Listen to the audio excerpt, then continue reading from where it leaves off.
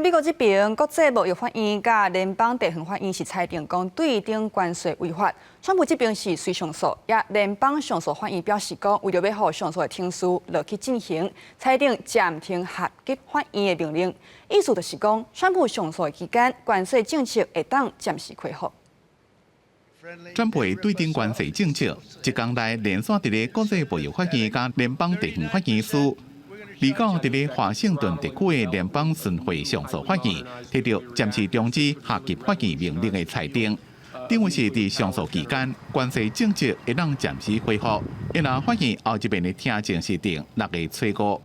白宫的首席贸易顾问纳瓦罗，甲等伫咧白宫外口的媒体讲，贸易谈判一个继续伫咧进行，伊强调关税司法战会拍到底。纳瓦罗也讲，这两个案件拢有政治动机，欠缺合法性。向贸易法院提过的12个州拢是民主党执政，向地方法院提过的2个小企业主拢是伫咧被中国制造本属的玩具商。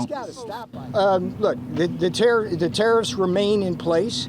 The court told us, they didn't all but tell us, they told us, go do it another way. So you can assume that even if we lose, we will do it another way. 美国国家经济委员会主任哈塞特伫福斯新闻的专访内面讲，上诉法院的暂缓令是川普的一段胜利，也讲有3件贸易协定已经讲好势，就等川普做最后决定。